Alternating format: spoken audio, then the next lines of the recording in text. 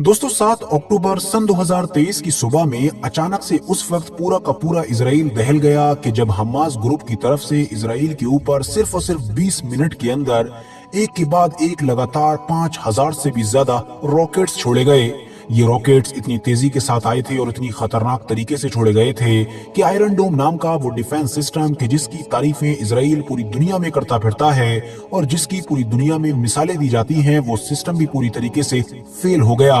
अगले कुछ मिनट्स के अंदर ही पूरे इजराइल के हालात बदल चुके थे। पूरे इजराइल में अफरा तफरी का माहौल था। तल अवीव जैसे बड़े शहरों में या तो बिल्डिंग्स में आग लगी हुई नजर आ रही थी या फिर आसमान पर धुआं नजर आ रहा था। हर तरफ से चीख और पुकार सुनाई दे रही थी, जबकि इजराइल की फौज, इजराइल की गवर्नमेंट, इवन इजराइल की जो खुफिया एजेंसी है मतलब कि मोसाद, ये सभी लोग न सिर्फ परेशान थे बल्कि कंफ्यूज थे कि आखिर अचानक से ये सब कुछ हुआ क्या है। बहुत देर के बाद जाकर तो इन लोगों को ये महसूस हुआ कि दरअसल ये कोई आम हमला नहीं है जिस तरह के हमले पहले भी गाजा की तरफ से हम, बल्कि ये तो एक बड़ा ऑपरेशन है। बल्कि आसान शब्दों में कहूँ तो ये एक जंग है कि जिसको पूरी प्लानिंग के साथ शुरू किया गया है।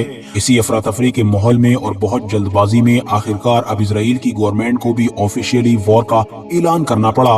उसने खुले तौर पर पूरी दुनिया के सामने कहा कि अब हम स्टेट ऑफ वॉर हैं। मगर इजराइल खुद भी जानता था कि अब शायद बहुत देर हो चुकी है, क्योंकि इस वक्त तक तो हमास के जो लड़ाके थे वो दरअसल इजराइल के अंदर आ चुके थे।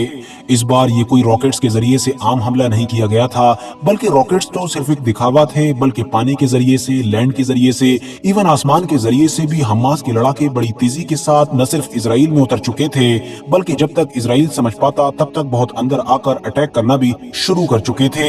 जब इस जंग की खबरें पूरी दुनिया में वायरल होना शुरू हुई तो जितना ज्यादा शौक इससे इजराइल था उससे कहीं ज्यादा बाकी दुनिया थी, क्योंकि जाहिर है इजराइल और बाकी थी कि इजराइल और हमास की लड़ाई तो एक हाथी चींटी की लड़ाई होती है। इजराइल भी लंबे वक्त से यही सोचा करता था कि हमास गाजा के अंदर से चाहे कितने भी रॉकेट छोड़ता रहे मगर कभी भी हमारे अंदर आने की जुर्रत नहीं करेगा।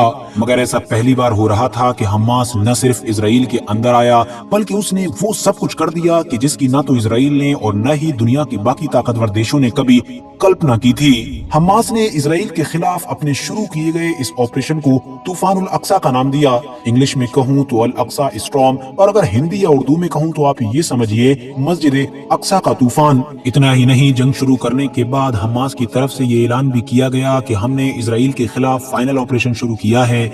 इसीलिए इस पूरे इलाके में हमास के अलावा जितने भी छोटे बड़े दूसरे ग्रुप हैं जो इजराइल के खिलाफ हमेशा से लड़ते आए हैं और फिलिस्तीन की आजादी के लिए तैयार रहते हैं, वो हमारा साथ दें। जो जहां पर एक्टिव है वो वहीं से अपनी लड़ाई शुरू कर दे। हमास के इस ऐलान के बाद जिससे पता चला कि एक एक करके बेशुमार गुटों ने हमास के इस ऑपरेशन को ज्वाइन किया।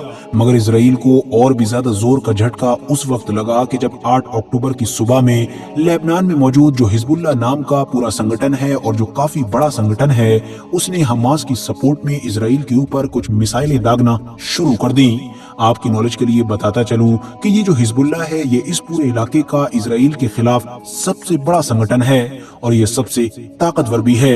आपकी नॉलेज के लिए बता दूं कि ये वही ग्रुप है कि जो ईरान के अंडर में रहता है, ईरान के सपोर्ट से चलता है, बल्कि ईरान के द्वारा ही खड़ा किया गया है। वैसे तो हिजबुल्लाह की तरफ से इजराइल के खिलाफ इस जंग में जो इन्वॉल्वमेंट है वो बिल्कुल ना होने के बराबर है, मगर हिजबुल्लाह भी अगर हमास की तरह ही इस जंग में बड़ी तेजी के साथ इन्वॉल्व होता है तो यकीनी तौर पर इजराइल की मुश्किलें बहुत बढ़ जाएंगी।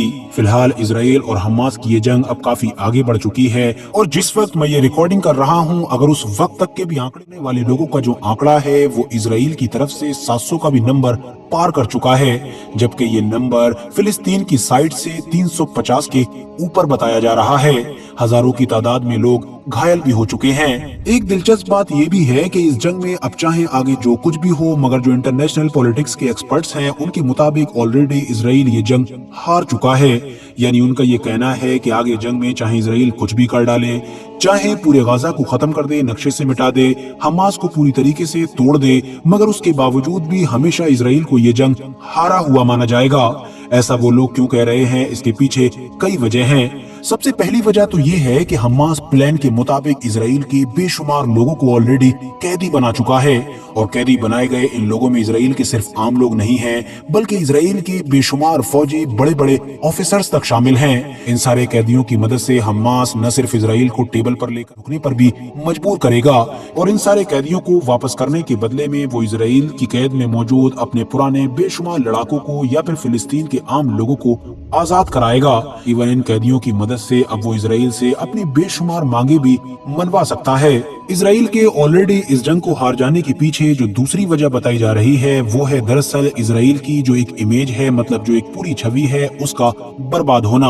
हम सभी लोग जैसा कि जानते हैं कि आज के दौर में इजराइल को हद से ज्यादा ताकतवर दिखाया जाता है। खास तौर से इजराइल की जो खुफिया एजेंसी है, मतलब कि मोसाद, उसकी तो पूरी दुनिया में मिसालें दी जाती हैं। मोसाद के मुताबिक तो उनके देश के अंदर उनकी इजाजत के बगैर कोई परिंदा भी पर नहीं मारता है। इवन मोसाद तो हमेशा ये दावा करती आई है कि दुनिया में जहाँ पर भी जो कुछ हो रहा होता है उस पर उनकी नजर होती है। मोसाद की बहादुरी और होशियारी के बारे में न सिर्फ दुनिया भर के अंदर बेशुमार फिल्में और सीरियल्स बनाए गए हैं, बल्कि इसको तो हमेशा मीडिया में इस तरह से दिखाया गया है कि हर किसी से बचा जा सकता है, बचना तो नामुमकिन है। यही वजह है कि आज के दौर में आप देखेंगे कि दुनिया भर के अलग अलग इलाकों में ऐसे बेशुमार लोग हैं कि जो भले ही अपने देश की खुफिया एजेंसी के बारे में ना जानते हों, मगर इजराइल की खुफिया एजेंसी के बारे में जरूर जानते हैं और उसकी तारीफों के पुल भी बांधते हैं। मगर अब 7 अक्टूबर के बाद से हर कोई यही सवाल पूछ रहा है कि आखिर ये सब कुछ हो गया, मोसाद कहाँ था?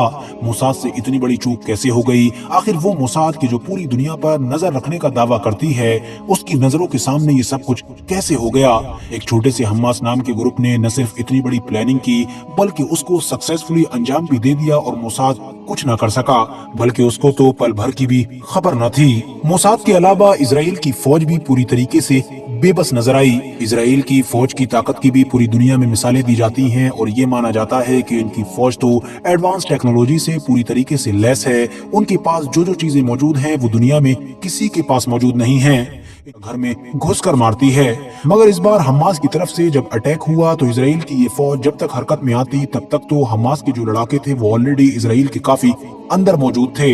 इतना ही नहीं, शुरुआत में तो कुछ इस तरह की वीडियोस भी आई जिसमें देखा जा सकता था कि इजराइल के फौजी बड़ी आसानी के साथ सरेंडर कर रहे हैं। तो कुल मिलाकर आसान शब्दों में आप ये कह सकते हैं कि इस जंग ने इजराइल की जो इमेज थी, इजराइल की जो छवि थी दुनिया भर के लोगों के दिमाग में, उसको पूरी तरीके से उल्टा कर दिया है। अब वो चाहें इसकी खुफिया एजेंसी मोसाद से रिलेटेड हो, या फिर इसकी ताकतवर फौज से रिलेटेड हो, या फिर इसका डिफेंस सिस्टम हो, मतलब आयरन डोम की, जिसकी अभी तक पूरी दुनिया में तारीफें होती आई हैं, क्योंकि वो भी तो इस जंग में पूरी तरीके से फेल ही साबित हुआ है। हमास इस जंग की मदद से अब पूरी दुनिया के सामने ये साबित करने में कामयाब रहा है कि इजराइल बिल्कुल भी वैसा नहीं है कि जिस तरह का उसको पूरी दुनिया की मीडिया में दिखाया जाता है। अब आप में से बहुत सारे लोग ऐसे होंगे कि जो सोच रहे होंगे कि चलिए ये सारी बातें, मगर आखिर हमास की तरफ से इस वक्त अचानक से ये हमला किया क्यों गया है? आखिर इसके पीछे वजह क्या थी? तो इस बारे में भी बहुत सारी चीजें सामने निकल कर आ रही हैं, मगर जो 2 सबसे मेन वजह बताई जा रही हैं, उनमें से सबसे पहली वजह है वेस्ट बैंक के इलाके में झड़पों का बढ़ना और स्पेशली मस्जिद अक्सा के ऊपर हमला वगैरह होना। दरअसल दोस्तों, इस वक्त इजराइल में नेतन्याहू की जो गवर्नमेंट चल रही है वो दरअसल एक ऐसे नेता के सपोर्ट से चल रही है जो हद से ज्यादा कट्टरपंथी माना जाता है। इस नेता का नाम है इतमार बेन गवीर। ये दरअसल एक ऐसा नेता रहा है जो हमेशा से ही इस चीज की सपोर्ट में रहा है कि वेस्ट बैंक के इलाके में भी जो बचे कुचे फिलिस्तीनी हैं उनको वहां से निकाल दिया जाए, क्योंकि उस पूरी जमीन पर भी इजराइल का ही हक है। यही वजह है कि जब से ये इंसान गवर्नमेंट में आया है तब से वेस्ट बैंक के इलाके में एक के बाद एक लगातार झड़पें बढ़ती चली गईं। ऐसी बहुत सारी बार बार घटनाएं हुई कि जब वहां पर जबरदस्ती यहूदियों को बसाया गया और फिलिस्तीनियों को उन्हीं के घर से निकाल नहीं। कई बार इस तरह की वीडियोस भी आई कि जिसमें देखा गया कि ये इंसान एक मंत्री जैसे बड़े पद पर होने के बावजूद भी अपना पूरा काफिला लेकर मुसलमानों को उकसाने के लिए मस्जिद अक्सा के इलाके में गया और इसके लोगों ने बाकायदा मस्जिद अक्सा में घुसने की कोशिशें भी की।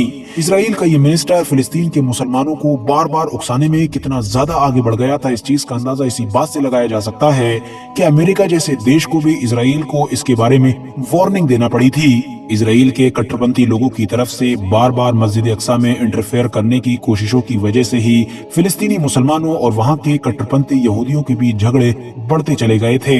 नतीजा ये हुआ कि बाद में तो इस तरह के वीडियोस भी आए कि जब रमजान के महीने में इजराइल की फौज एक बार मस्जिद अक्सा के ही अंदर दाखिल हो गई थी। मस्जिद अक्सा के अंदर न सिर्फ बहुत सारी तोड़फोड़ की गई थी, बल्कि जो अंदर लोग मौजूद थे उनके साथ मारपीट भी की गई थी और उनको कैदी भी बनाया गया था। ये सारी वीडियोस देखकर और इस तरह का झगड़ा मस्जिद अक्सा के अंदर देखकर पूरी ने इजराइल के खिलाफ प्रोटेस्ट किया था। याद रहे दोस्तों कि पिछले कुछ महीनों के अंदर जब जब इस तरह के हालात मस्जिद अक्सा से रिलेटेड बन रहे थे तब तब हमास की तरफ से इजराइल को धमकियां दी जा रही थीं, मगर इजराइल ने ये कभी भी एक्सपेक्ट नहीं किया था कि हमास की तरफ से इतना बड़ा रिएक्शन आएगा।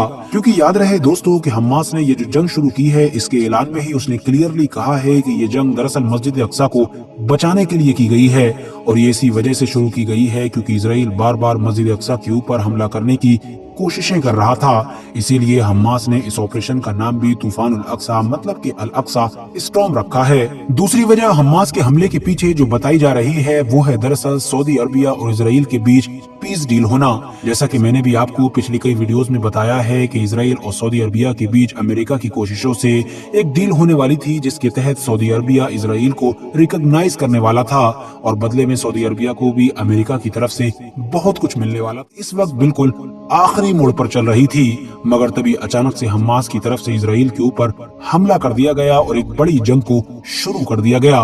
माना जा रहा है कि यह हमला बिल्कुल ऐसे वक्त पर जानबूझकर किया गया है कि जिस वक्त पर सऊदी अरबिया और इजराइल के बीच डील होने वाली थी।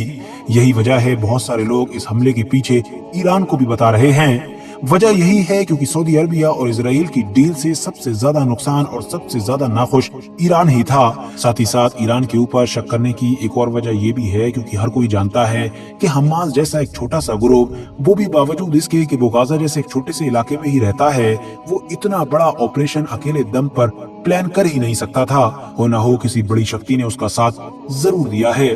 फिलहाल दोस्तों मैं उम्मीद करता हूँ कि आज की इस वीडियो की मदद से आप लोगों को इस टॉपिक के बारे में बहुत कुछ जानने को मिल चुका होगा। वीडियो पसंद आने पर न सिर्फ वीडियो को लाइक करें बल्कि अपने फ्रेंड्स के साथ भी जरूर शेयर करें और इसी तरह की नॉलेजेबल और हिस्टोरिकल वीडियोस हमेशा देखने के लिए हमारे इस चैनल को सब्सक्राइब करने के साथ साथ बेल आइकन को भी जरूर प्रेस करें।